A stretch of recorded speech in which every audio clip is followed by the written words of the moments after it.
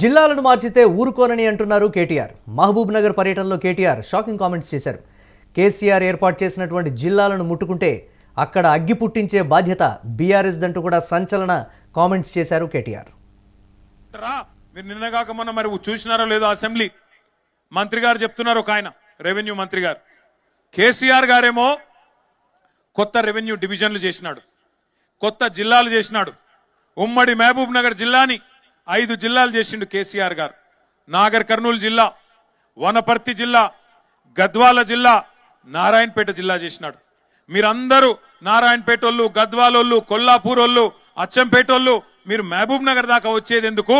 మీ దగ్గరికే కలెక్టర్ను, ఎస్పీని తీసుకొస్తా, జిల్లా అధికారులను మీ దగ్గర కూర్చోబెడతా, ఇంత దూరం మీరు వచ్చేది ఏందని చెప్పి ఎక్కడికక్కడ జిల్లాలు ఏర్పాటు చేసినాడు. కలెక్టర్లను మీ గడప ముంగట కూర్చోబెట్టినాడు. కొత్త రెవెన్యూ డివిజన్లు ఏర్పాటు చేసినారు, కొత్త మండలాలు ఏర్పాటు చేసినారు. ఈ జిల్లాలో ఉండే మా లంబాడా సోదరులు, మా గిరిజన సోదరులు మీ ఆకాంక్ష నెరవేరుస్తూ తాండాలను గ్రామ పంచాయతీలు చేసిండు కేసీఆర్. మరి ఇవాళ కాంగ్రెస్ ప్రభుత్వం ఏం చెప్తుందో తెలుసా? కేసీఆర్ తప్పు చేసిండు, తాండాలు గ్రామ పంచాయతీలు చేసేది కాకుండే, మహబూబ్ నగర్ జిల్లాను 5 ముక్కలు చేసేది కాకుండే, అందుకే వనపర్తి రద్దు చేస్తాం, నారాయణపేట రద్దు చేస్తాం, అట్లాగే గద్వాల జిల్లా కూడా రద్దు చేస్తామని చెప్పి నిన్నగాక మొన్న పొంగులేటి శ్రీనివాసరెడ్డి రెవెన్యూ మంత్రి గారు ప్రకటిస్తా ఉన్నాడు. శాస్త్రీయంగా చేయలేదు, వీటన్నిటిని తీసేస్తామంటున్నాడు. మరి తీసేస్తే నారాయణపేట లూకుంటారా, గద్వాలో లూకుంటారా, వనపర్తితో లూకుంటారా? ఆలోచించండి. కలెక్టర్లను మీ గడప దగ్గర తీసుకొచ్చి కేసీఆర్ కూర్చోబెడితే కాదు కాదు ఇవన్నీ ఎత్తేస్తాం అని చెప్పి అలా రేవంత్ రెడ్డి మాట్లాడుతుంటే చూస్తా ఊరుకుందామా? ఆలోచన చేయండి. నేను రేవంత్ రెడ్డి ప్రభుత్వాన్ని హెచ్చరిస్తా ఉన్నా, మీరు గద్వాల జిల్లా ముట్టినా, వనపర్తి జిల్లా ముట్టినా, నారాయణపేట జిల్లా ముట్టినా అక్కడ అగ్గి ఉట్టిచ్చే బాధ్యత బీఆర్ఎస్ తీసుకుంటది. అక్కడే ఉద్యమాలకు కూడా శ్రీకారం చుడతామని చెప్పి కూడా హెచ్చరిస్తా ఉన్నా.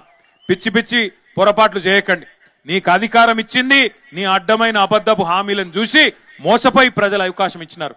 నీకు చాతనై రెడ్డిగా కేసీఆర్ ఏర్పాటు చేసినటువంటి జిల్లాలను ముట్టుకుంటే అక్కడ అగ్గి పుట్టించేటువంటి బాధ్యత బీఆర్ఎస్ తీసుకుంటుంది, వీలుంటే ఉద్యమానికి కూడా సిద్ధమవుతాం అనేటువంటి మాట కేటీఆర్ అయితే చేస్తున్నారు. ఒక సంచలన కామెంట్ అయితే చేశారు. దీనిపై మరిన్ని అప్డేట్స్ మా కరెస్పాండెంట్ సతీష్ అందిస్తారు. సతీష్, ఉద్యమానికైనా సిద్ధం, జిల్లాల విషయంలో ముట్టుకుంటే అనేటువంటి ఒక మాట, అధికారుల్ని ప్రజల వద్దకు తీసుకొచ్చేటువంటి ఒక బృహత్తర కార్యక్రమాన్ని కేసీఆర్ చేపట్టారు, దాన్ని సాకారం చేశారు. ప్రజలకు అన్నీ కూడా అధికారుల నుంచి అందుతున్నాయి. ఇప్పుడు మీరు ఆ వ్యవస్థని కానీ టచ్ చేస్తే మాత్రం మేము ఊరుకోం, ఉద్యమానికైనా సిద్ధమవుతాం అనేటువంటి ఒక కీలక ప్రకటన అంటారా, కామెంట్స్ అంటారా, లేకపోతే ఈ అంశాన్ని కూడా రాజకీయం చేయడానికి బీఆర్ఎస్ పార్టీ ప్రయత్నిస్తోందా అనేటువంటి విమర్శలు ఆల్రెడీ కాంగ్రెస్ చేయడం మొదలుపెట్టినటువంటి పరిస్థితి ఉంది. ఎలా చూడాలంటారు దీనికి సంబంధించి? ముఖ్యంగా 2016లో ఈ 21 జిల్లాలు అంటే 10 జిల్లాలతో పాటు కొత్తగా 21 జిల్లాలను ఏర్పాటు చేశారు. దాంతో మొత్తం తెలంగాణలో 31 జిల్లాలు అయినాయి. సో దాని తర్వాత ప్రజల అభిప్రాయాల మేరకు మేము మళ్ళీ ఒక 2 కొత్త జిల్లాలను ఏర్పాటు చేస్తున్నామంటూ కూడా గత బీఆర్ఎస్ ప్రభుత్వం ఈ నారాయణపేట జిల్లా అలాగే ములుగు జిల్లాను ఏర్పాటు చేసినాయి. దాంతో 33 జిల్లాలు అయినాయి. సో ఇటు బీఆర్ఎస్ కేటీఆర్ చెప్తున్న దాని ప్రకారం గతంలో కేసీఆర్ చేసినటువంటి జిల్లాలన్నీ కూడా శాస్త్రీయంగా ఉన్నాయి. ముఖ్యంగా శాస్త్రీయంగా కంటే ముఖ్యంగా ప్రజలకు ఏదైతే అందుబాటులో ఉండాలో ప్రజలకు అందుబాటులో అంటే రెవెన్యూ సంబంధించి ఇప్పుడు దాదాపు దూరం వెళ్లే అవకాశాలు ఉంటాయి. అంటే జిల్లా కేంద్రం ఒకటైనప్పుడు అక్కడ నుంచి దాదాపు 200 కిలోమీటర్ల నుంచి అక్కడ నుంచి రైతులు రావాలంటే ఇబ్బంది పడి అవకాశాలు ఉంటాయి. కాబట్టి మీ దగ్గరికే అధికారులు రావాలి, మీ దగ్గరికే కలెక్టర్లు రావాలి, ఎంపీడీఓలు రావాలి, ఎంఆర్ఓలు రావాలి. సో మీకు అనుగుణంగా ఉండేందుకే దాదాపు అన్ని ఏదైతే ఈ 33 జిల్లాలు కావచ్చు, ఈ మండలాలు కొత్త మండలాల ఏర్పాటు కావచ్చు, తండాలను గ్రామాలుగా చేయడం కావచ్చు, పెద్ద ఎత్తున కార్యాచరణ తీసుకొని కేసీఆర్ ప్రజల శ్రేయస్సు కోసం ప్రజల కొరకు ఆలోచించి ఆయన తీసుకున్న నిర్ణయాలను ఇవాళ కాంగ్రెస్ వచ్చిన తర్వాత పెద్ద ఎత్తున శాస్త్రీయంగా జరగలేదు, ఇవి నిబద్ధతగా లేవు, ఈ లోటుపాట్లు ఉన్నాయి అంటూ కూడా విమర్శిస్తున్నారంటూ ఆయన తీవ్రంగా మండిపడ్డారు.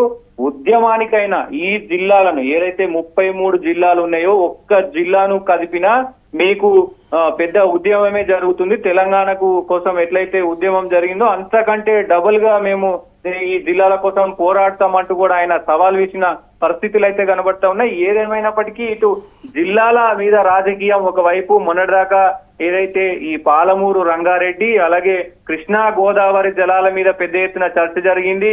ఇటు రాజకీయంగా అటు కాంగ్రెస్ పార్టీ, అటు బీజేపీ పార్టీ, ఇటు బీఆర్ఎస్ పార్టీ 3 పార్టీలు కూడా ఒకరిని విమర్శించుకున్న తరుణం. దీని తర్వాత ఇప్పుడు జిల్లాల విభజన జరుగుతాయంటూ కూడా పెద్ద ఎత్తున చర్చనీయాంశమైంది. ఈ జిల్లాల విషయాల్లో ఇప్పటికే రాజకీయంగా కూడా పెద్ద ఎత్తున ముఖ్యంగా ఏదైతే ఇప్పుడు మున్సిపల్ ఎన్నికల వేళ ఈ చర్చ రావడం పెద్ద ఎత్తున చర్చనీయాంశమైంది.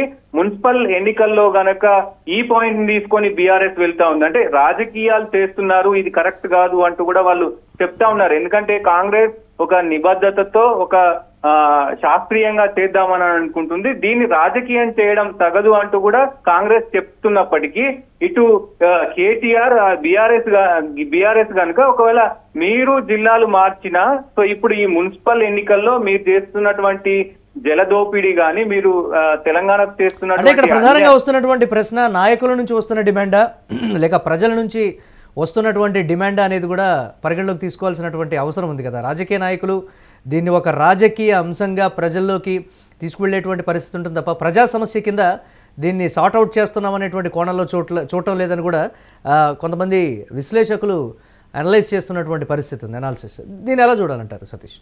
అయితే ముఖ్యంగా ఇప్పుడు ఈ ఏవైతే విభజనలు ఉన్నాయో రేవంత్ రెడ్డి ముఖ్యంగా ఆయన క్లియర్ కట్ గా ఒక స్టేట్మెంట్ ను పాస్ చేశారు. ఏదైతే నేను శాస్త్రీయంగా అలాగే ఒక రిటైర్డ్ జడ్జిలతోటి సుప్రీంకోర్టు, హైకోర్టు అలాగే మొత్తం ఐపీఎస్ అధికారులు ఎవరైతే సీనియర్ అధికారులు మొత్తం యంత్రాంగం కూడా గతంలో జిల్లా కలెక్టర్లుగా చేసినటువంటి వాళ్ళు, రిటైర్డ్ అయిన వాళ్ళు, వాళ్ళందరి సూచనల మేరకు అలాగే ప్రజా అభిప్రాయాలు కూడా తీసుకుంటాము. లోకల్ కలెక్టర్స్ అభిప్రాయాలు, ప్రజా నాయకుల అభిప్రాయాలు తీసుకొని సో దాన్ని శాస్త్రీయంగా చేస్తున్నాము అని రేవంత్ రెడ్డి చెప్తున్నప్పటికీ కేటీఆర్ దాన్ని కౌంటర్ చేస్తూ కూడా సో రేవంత్ రెడ్డి గతంలో ఏం చెప్పాడు, సో ఆయన ఏం చేస్తున్నాడు, గతంలో చాలా పనులు చేస్తున్నాడు, చాలా పనులు చేస్తామని చెప్పారు. దాదాపు 6 గ్యారంటీలు, 420 హామీలు ఇట్లా చెప్పుకుంటూ పోతే మొత్తం కూడా పెద్ద ఎత్తున ఆయన మాటలు చెప్పి మాటలు చెప్పడంలో మాటలను మోసం చేయడంలో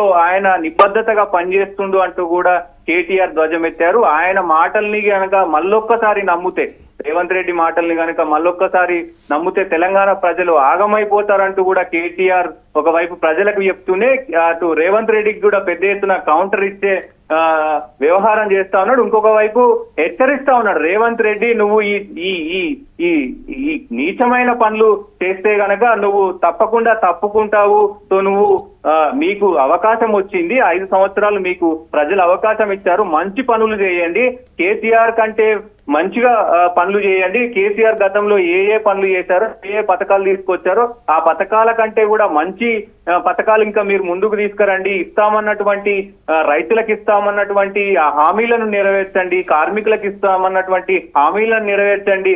అన్ని ఏదైతే ఈ మున్సిపల్ కి ఇస్తామన్నటువంటి ఫండ్స్ ను కూడా మీరు రిలీజ్ చేయండి.